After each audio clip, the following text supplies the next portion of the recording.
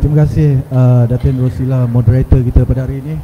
Yang pertamanya saya ingin mengucapkan ribuan terima kasih lah kepada panel-panel jemputan kita yang lain atas jemputan pada program ini, dan juga saya ingin menyantuni semua pelayar-pelayar kita di Facebook dan juga YouTube. Terima kasih kerana menonton secara live program kita hari ini, dan minta tolong like dan juga share supaya ramai akan mendapat manfaat. Baik, kembali kepada soalan tadi, masalah utama industri filem Malaysia dalam sektor pekerja. Sebenarnya sebelum kita memasuki pentadbiran Profima lagi, kita sudah melihat beberapa perkara dan kita telah kenal pasti 3 masalah penting. Pertama, masalah tentang dasarnya yang masih lagi terumbang-ambing. Masalah dasar, masalah sistem, masalah pentadbiran, operasi, itu yang pertama.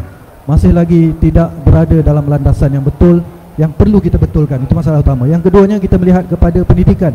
Pendidikan latihan yang perlukan lebih lagi dari segi pendidikan yang bersistematik, pendidikan yang betul terancang. Alhamdulillah sekarang saya tengok langkah daripada Finas membuat usaha untuk memodulkan semua kepakaran dan juga disusun balik modul dalam 3 peringkat, Prof. 3 peringkat, saya nampak benda tu makin bersistematik. Itu semua masalah. Masalah kedua yang kita kenal pasti. Dan masalah ketiga yang kita kenal pasti, persatuan tak boleh lari daripada kebajikan. Jadi kebajikan ni daripada dulu sampai sekarang memang kita tak pernah selesai dan sebuah masalah. Alhamdulillah, masalah kebajikan tu kita dalam masa setahun kita dah dapat menyelesaikan banyak perkara, dan yang terbaru kita selesaikan masalah Pekeso.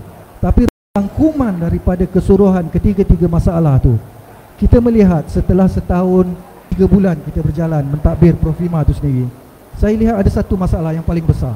Masalah dia adalah pengiktirafan sebenarnya. Pengiktirafan kepada kru filem tu tiada.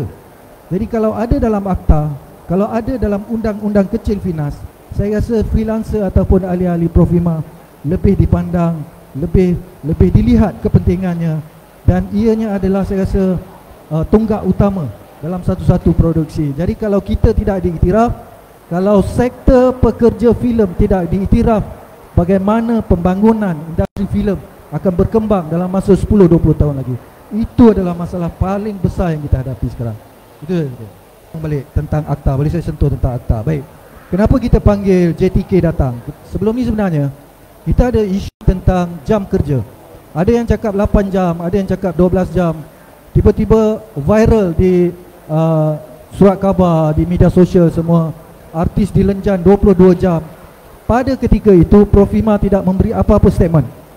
Kita refer pada Finas dan kita terus ke JPK. Kita tanya, adakah pindaan akta 2022 terangkum dalam jam kerja ini? Jadi kita ni di mana? Kita mahukan sabar cik kali, sabar cik kali, sabar masalah pasal akta tadi. Jadi sebab itulah kita panggil datang, tolong bagi penerangan kepada ahli-ahli kita pada hari ini, sama ada di rumah ataupun yang berada di sini. Okey, dah